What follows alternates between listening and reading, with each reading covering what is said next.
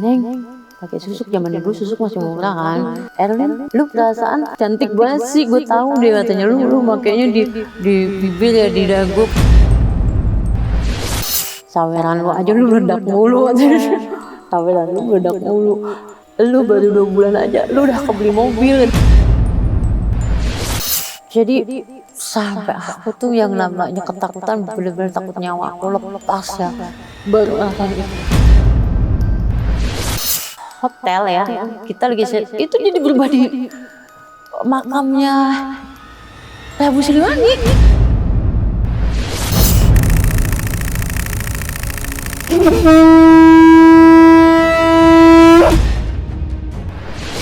Selama 6 tahun, selalu ada yang ganjil dan misteri. 6 tahun bukan sekadar angka, inilah perjalanan yang tidak mudah. Apalagi perjalanan di belantara digital yang penuh persaingan. Maka jika sampai hari ini masih eksis, banyak yang sudah kami lewati. Bagi kami ini prestasi, sebab sepanjang 6 tahun, banyak misteri kehidupan yang kadang ganjil. Terutama karena yang kami bawa adalah tema besar yang bersentuhan dengan sisi-sisi hidup yang terselubung hal gaib. Hatur nuhun pada semua pihak, terutama para penikmat ganjil misteri yang terus memberikan dukungan. 2 juta subscriber adalah pencapaian besar yang pantas kami hargai dengan ucapan terima kasih paling tulus. Tapi yakinlah, setelah 6 tahun, akan ada 7 tahun, 8, 9, 10, dan seterusnya hingga nanti. Bukankah bersama Anda, penikmat ganjil dan semua netizen, tidak ada yang mustahil? Jadi tidak usah sangsi, kami akan terus ada untuk mengungkap semua keganjilan yang misterius. Karena kami adalah ganjil misteri.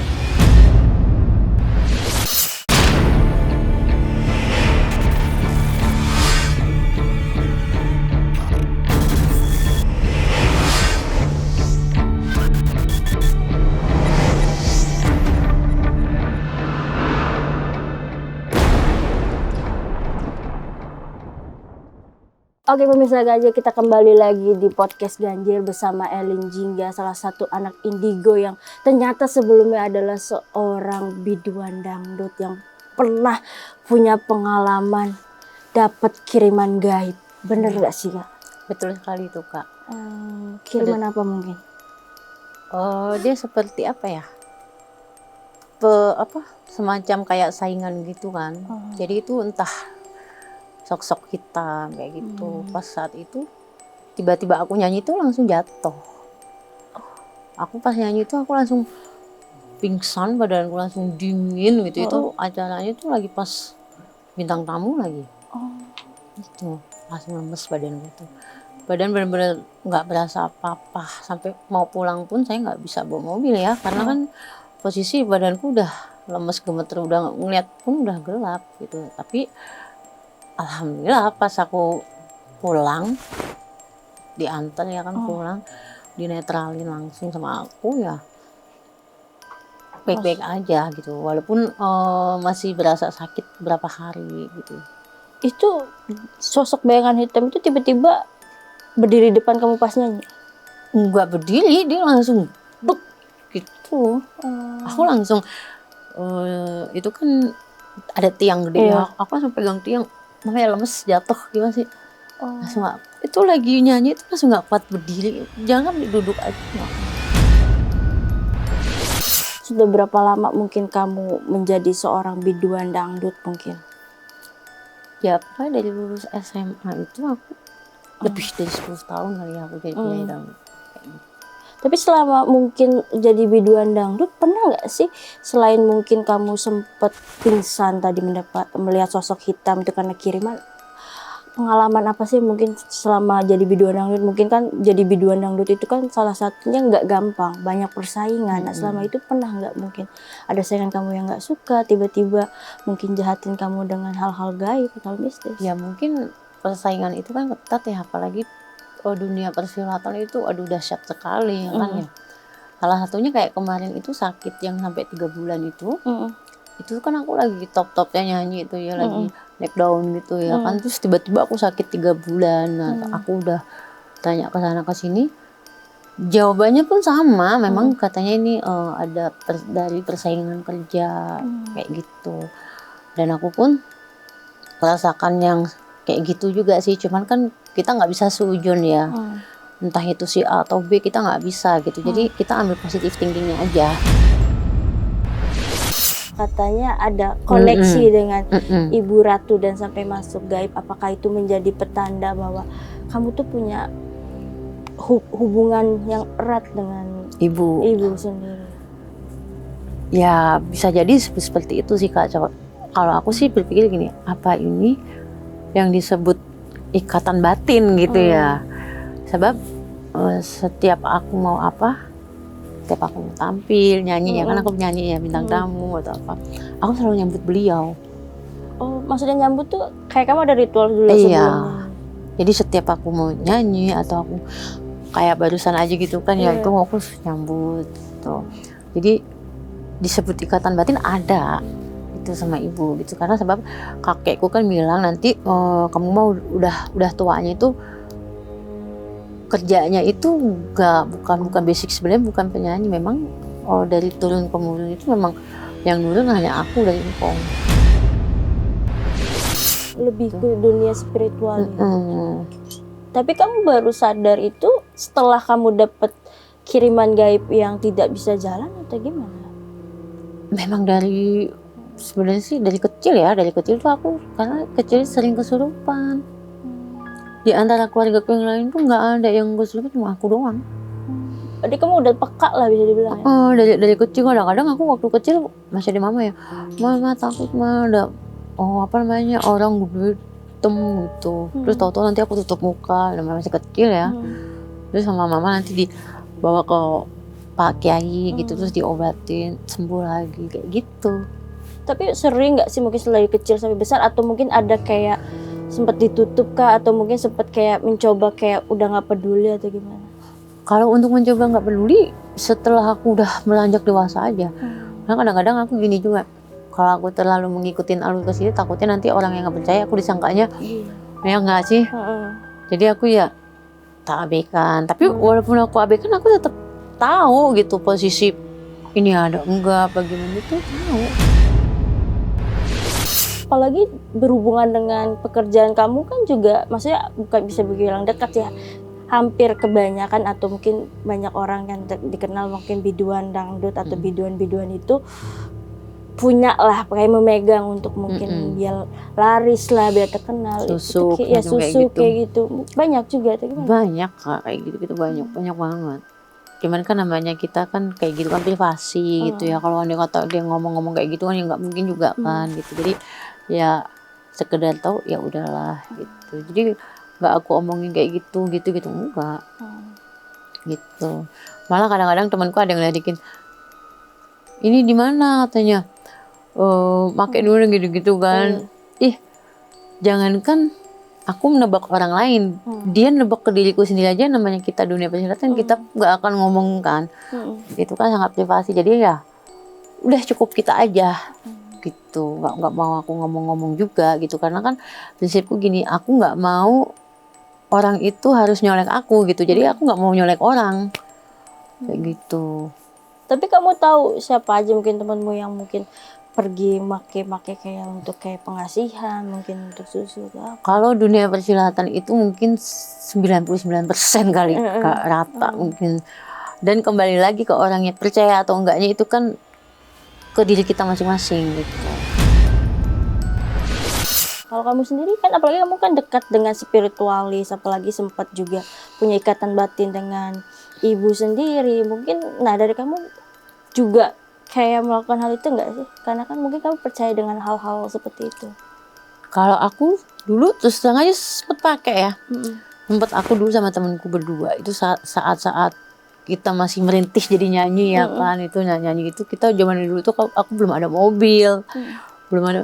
Nah itu aku pakai bis, awal pakai kereta, pas Papubi juga, awal pakai kereta, dan naik kereta, terus apa tuh namanya, naik bis, nyambung 2 kali. Pas sudah gitu, sama ketemu orang pintarnya di situ juga. Nah kalau ini bedanya, kami diajak ke rumahnya gitu. Beda sama si Abah yang tadi tuh, beda orang ya, beda versi. Kalau yang ini kan aku berdua sama temanku nih. Karena kami yakin gitu ya kan, dilihat dari namanya, terus tanggal lahirnya kayak gitu kan. Neng, pakai susuk, zaman dulu susuk masih murah kan. Aku 1.300.000 dulu tuh pakai kan. Nah, terus temen aku kalau nggak tahu dia 1.700.000 kalau tuh temanku pakein lah. Tapi kembali lagi aku tanya temanku, lu pakai ini fungsi gak sih? Lu percaya, makin percaya diri gak sih? Aku bilang gitu. Tapi dia bilang iya tau Kak ada fungsinya gitu. Nah aku bilang perasaan gue biasa aja, tapi biar kata biasa aja tapi ada gitu buktinya. Tapi itu udah berapa tahun yang lalu, sekali-kalinya itu make kayak gitu dan itu hanya ingin tahu gitu bener nggak sih gitu, apa iya susuk ini fungsi buat diri kita bekerja apa enggak gitu. Tapi nyatanya memang kalau yang percaya ya iya. Dan itu berkaruh dengan karir kamu untuk menjadi seorang penyanyi panggung sendiri. Iya gitu. Jadi ada juga yang ngomong, Erlin, lu perasaan cantik banget sih, gue tahu deh katanya lu makanya di bibir ya, di dagu apa gitu. Apaan sih lu? Suka bercanda-bercanda kayak gitu kan kalau sama temen kayak gitu. Dan aku pun perasaan gue biasa aja deh gitu. Kalau diri aku ya, tapi kan yang ngeliat ke orang lain ya. Perasaan biasa aja kan aku ngomong sama temenku nih yang berdua pasang nih. Aku tanya, emang lu pakai kayak gini ada fungsinya dong? Aku bilang gitu. Ada tahu Kak, emang lu nggak ngerasa Kak katanya. Saweran lu aja lu meledak mulu katanya. Saweran lu meledak mulu. Lu baru 2 bulan aja lu udah kebeli mobil katanya. Bener itu. Lu udah 2 bulan udah kebeli mobil, kan keren itu Kak katanya. Terus gimana dong, mau ke sana lagi? Ya nantilah Kak ke sana lagi gitu. Pas mau ke sana lagi hawanya udah malas udah punya gitu kan, udah ada yang kita mau. Udah, jadi kita nggak ke sana lagi sampai sekarang. Tapi berarti selama ini kamu berarti merasakan bahwa efek dari susuk itu banyak banget membuat karir kamu tuh bisa dibilang cukup lumayan berubah. Nah karena itu juga yang membuat kamu sering dapat kiriman-kiriman itu. Selain mungkin kamu nggak bisa jalan atau kamu mungkin tiba-tiba dan pingsan. Bisa jadi kalau susuk begini Kak, kalau kita harus susuk itu kan ada perjanjiannya berapa bulan, berapa tahun kayak gitu ya. Nah itu kan kami nggak ngasah lagi kan, nggak balik lagi ke sana. Jadi kayaknya makhluk yang ada di susuk itu mungkin bisa dia marah atau dia mungkin minta kami kembali lagi ke sana. Bisa seperti itu. Terus kalau kita nggak bisa menjaga diri atau kita nggak bisa, itu efek sampingnya banyak banget tahu sebetulnya itu. Kita gampang emosional kayak gitu. Terus sensinya itu benar-benar sensi yang nggak jelas kayak gitu. Tapi setelah aku pelajari gitu ya, mungkin di bawah ini jadi aku harus bisa ngeredam hati sendiri gitu. Contoh kalau aku marah sama orang nih, benci banget gitu sama orang gitu ya, itu aku bilang lu liatin aja ya, besok lu kenapa-napa gitu. Itu kejadian bener. Makanya aku sekarang ini lebih baik aku marah ya udah aku diem. Itu bawaan dari kamu belajar atau pakai ilmu atau memang dari leluhur atau gimana? Iya itu dari kebatinanku sendiri gitu Kak. Dari batinku sendiri, dari bener-bener batin. Dan itu kakek juga ngomong, nanti kalau udah gede ngomongnya jangan sembarangan ya Neng gitu. Hati-hati ngomongnya katanya. Neng tuh udah dikasih di badan gitu ya, supaya ada yang jagain kamu gitu kan, nggak selamanya kakek panjang umur kayak gitu kan. Iya Kong gitu kan, kalau orang Bekasi kan ngomongin Kong gitu kan. Iya Kong gitu. Ya makanya hati-hati bawa diri aja kalau kerja kayak gitu. Dan dulu aku nggak ada pikiran nyanyi atau apa, enggak ya, ngikutin alurnya aja. Nggak bisa nyanyi dulu malah. Terus kenapa tiba-tiba penyanyi? Ya itu karena ditinggal mama ya kan, jadi boring di rumah, kerja siang tuh kayaknya nggak balance gitu. Jadi akhirnya mau nggak mau nyanyilah aku gitu. Nyanyinya kan dari panggung ke panggung kayak gitu. Tapi sampai sekarang masih nyanyi atau mungkin karena setelah dapat kiriman atau hal-hal yang mungkin di luar nalar kamu sehingga kayak sudah mungkin beralih profesi atau gimana? Masih, tapi nyanyi sih Kak, masih nyanyi. Oh, job bintang tamu masih nyanyi. Itu belum beralih profesi, belum, masih nyanyi. Tapi nggak takut mungkin dengan kiriman-kiriman yang aneh-aneh, mungkin nggak suka karena melihat ketenaran atau mungkin kejayaan kamu mungkin? Untuk takut sih Allah alam ya, kita percaya aja sama Allah gitu. Kalau takut ya saya ada rasa takut. Serang aja takutnya nanti sakit lagi kayak dulu gitu. Tapi ya dengan berjalannya waktu ya aku ikutin aja alurnya. So, kan kemarin pun aku sakit 5 hari kan. Itu kenapa Kak? Sama juga dapat kiriman juga? Iya. Tahu-tahu aku di kamar tuh ngegel, mata aku ngirik gitu. Aku nggak sadar. Pas aku buka di kamar, tahu-tahu badanku lemes aja. Aku kan nggak pernah ngopi dan nggak mau pernah minum kopi karena kan ada sakit lambung ya. Tahu-tahu ngerokok, aku kan nggak bisa ngerokok. Tahu-tahu aku minta rokok. Terus kata Ki Candan gini, mau pesan apa katanya gitu, ditepak punggungnya. Nggak pelototin aja kayaknya katanya sih. Tahu-tahu rambut aku diliap ya, tak liap gitu. Kasihan Erlinnya katanya gitu, pulang lah gitu, jangan stay di badan Erlin, kasihan, kalau mau jenguk aja gitu. Kemarin belum lama 5 hari aku sakit, lemes banget gitu badanku, yang habis syuting itu. Itu maksudnya kamu sakit karena memang karena dapat kiriman kah, atau memang karena sakit karena mungkin kamu ke tempat-tempat? Enggak, bukan. Itu memang dari orang itu mah aku berasa. Karena gini, sebelum aku sakit nih, aku udah berasa duluan tuh. Aku ngomong sama Ki Candan ya, perasaan badanku gak enak deh, aku bilang gitu. Ini kayaknya mau ada apa-apa, aku bilang gitu. Wah, istighfar, kata jangan berpikiran kayak gitu, katanya gitu. Beneran, aku bilang, aku nggak bohong, aku kan bisa ngerasa, aku bilang. Ya udah, katanya banyak-banyak istiqomah aja. Gitu. Pas abis ngomong kayak gitu, kepala aku tahu sakit nih Kak.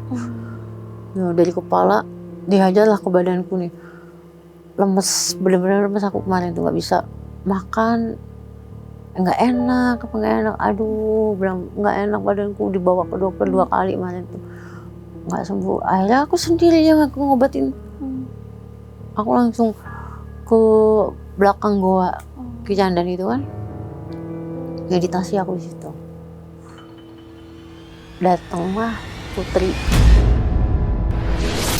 Kamu komunikasi sama dia, diberitahu lah. Ya, nggak, awalnya dua sosok yang datang ke aku di goa ya. Kumbang hitam. Itu dari belakang ke depan, kayak orang menerkam aku gitu.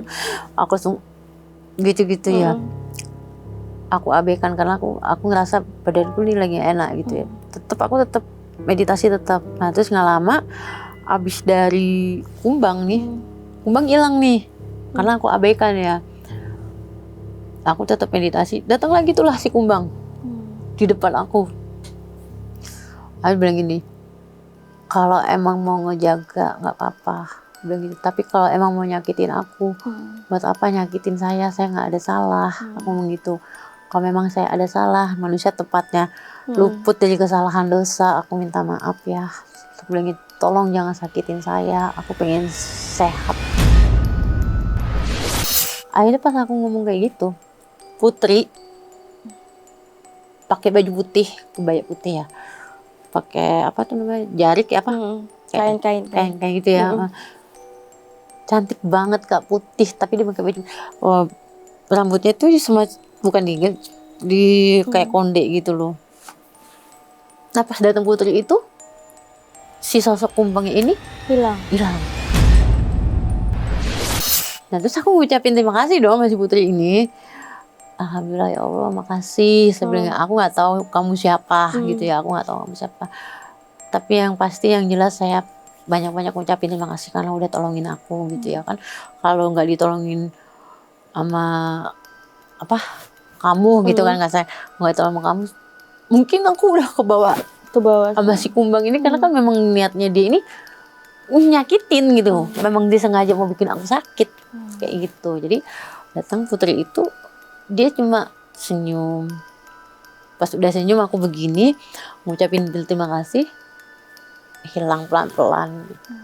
Udah aku langsung melek, langsung bangun. Bisa dibilang Putri itu siapa kamu, atau memang sosok yang mungkin yang menjaga kamu dari kakek kamu atau Bukan itu. Itu tuh kayaknya yang ada di gua deh. Yang ada di gua itu Putri Nyai Kuning. Nyai Kuning itu loh yang ada di Kuningan. itu kenapa bisa itu? Apa dia memang ngikut atau mungkin pernah kamu ketemu atau apa? Karena kan setelah itu kan tiba-tiba muncul. Nah itu dari mana? Ya karena waktu aku ziarah ke sana kan aku nyambut gitu loh kan. Karena aku cerita kan waktu dari Kuningan itu semua sosok yang ada di Kuningan tuh ngikut ke hotel. Itu bener-bener serem banget itu mah. Jadi sampai aku tuh yang namanya ketakutan, bener-bener takut nyawa aku lepas ya. Baru ngerasain itu. Hotel ya, kita lagi itu jadi berubah di makamnya Prabu Siliwangi. Ngeri banget gak sih? Aduh ya Allah. Itu makamnya aja jalannya itu udah kayak istana. Berarti kamu tuh bisa melihat kayak hal-hal seperti itu dari mungkin setelah kamu masuk dan diobati di Pantai Selatan? Iya, iya. Kejadiannya kan ini baru, yang Kedai Kuningan ini baru. Jadi setelah jadi Pantai Selatan itu aku benar-benar ngerasain apa yang sosoknya kayak gitu, itu udah semakin deket banget gitu. Apalagi sekarang ini ya, sekarang ini aku jadi semakin takut. Ada rasa takut sih, ada gitu. Takutnya nanti aku kebawa mistisnya. Aduh ya Allah, nanti kalau aku nggak bisa kembali ke mana gitu. Makanya kan aku sekarang ini lebih dari mendekatkan diri ke Allah gitu. Maksudnya kita minta perlindungan semua kan ke Allah, kembali lagi ke Allah kan Kak ya. Nanti kalau ada kenapa-napa kan aku juga ngeri juga kan. Tapi aku mencoba untuk belum amat lagi, tapi dia malah semakin nunjukin di sini gua ada gitu lah. Masa iya kuntilanak bisa tidur bisa di dalam rumah kamar, dia lagi di dalam kamar itu di atas AC pula, yang diperlihatkan kakinya doang kayak gitu. Aduh, aku marah dulu. Ngapain sih gue bilang, aku takutin gue, aku bilang gitu kan. Aduh, aku udah kayak gitu. Aku mencoba untuk tidur lagi. Pintu kamarku ditendang. Gue bilang, aduh ya Allah, gue bilang, kok ini semakin deket kayak gini, gue jadi semakin takut lah, aku bilang gitu. Itu kenapa Kak sampai kok banyak banget gangguan-gangguan gaib gitu ke kamu? Aku juga aneh, kenapa belakangan ini tuh semakin deket yang bener-bener kayak gitu tuh semakin jadi gitu loh. Aduh ya Allah, kenapa sih? Nah bapak bilang, selalu orang tua ya, kan aku tinggal bapak doang ya. Hati-hati, harus bisa bawa diri. Iya. Nanti makin dibuka lah, makin bisa. Iya, sekarang ini makin kebuka, bahkan nggak tahu ya. Jadi aku rasa ingin mencoba nyembuhin orang kayak gitu tuh. Jadi ada rasa pengen mencoba gitu dengan keadaanku kayak gini. Apa iya aku menjadi orang macam kayak paranormal kayak gitu, apa makin jadi kayak gitu kan? Karena sebab apa? Sekarang nih semakin aku kemana kayak tadi kan aku ke Wijaya Kusuma, itu pun hadir. Tapi apa yang membuat kamu pengen mungkin belajar hal-hal spiritualis, apalagi kan walaupun mungkin katanya ada turunan, kan awalnya background kamu kan sebagai seorang penyanyi. Sebenarnya nggak ada kepengenan sih Kak, ngikutin alur aja gitu. Nggak ada aku rasa pengen jadi paranormal tuh, enggak sih, mungkin sih ngikutin alurnya aja. Malahan kayak semacam mau nyanyi malah aku udah nggak ini gitu, maksudnya udah semacam udah nggak ada rasa pengen gitu. Jadi nggak tahu, jadi aku rasa sekarang ini malah pengen lebih dalam ngobati gitu ya. gitu. Makanya Kican kan bilang, coba Lin, coba obatin anak kecil kayak tapi karena aku belum pede ya, jadi aku nanti deh gitu, nanti aja Ki. Dan itu nggak bisa loh dipaksakan sama siapapun, nggak bisa. Itu harus diri kita sendiri gitu. Dan sering kali kan Kican, kamu ya sering banget ya katanya ngasih saya kejutan yang entah ini yang tadinya saya nggak ada pikiran, Erlin biasa aja, tapi ujuk-ujuk nanti bisa gitu, kayak gitu-gitu. Padahal itu nggak ada rasa pengen apa enggak, kayak ikut nalur nih, ikutin hati kita aja. Berarti bisa dibilang saat ini kamu sedang belajar dan ingin mencoba lah dengan pengalaman-pengalaman itu. Berarti memang sekarang mau fokus jadi spiritualis gitu ya kayak? Ya mungkin bisa disebut kayak gitu. Oke, luar biasa banget loh Kak Erin, ceritanya sangat luar biasa. Pemirsa Ganjil, terima kasih sudah mengikuti kisah Erlin Jingga dari seorang biduan menjadi sosok spiritualis. Thank you ya sudah main ke podcast Ganjil. Sama-sama ya Kak, terima kasih juga Erlin Jingga udah diundang ke Ganjil Misteri. Sorry, ke Ganjil Misteri. Dengan hormat Erlin ngucapin terima kasih. Banyak-banyak terima kasih sama Pak Produser, sama Kakak. Terima kasih atas undangannya ya Kak.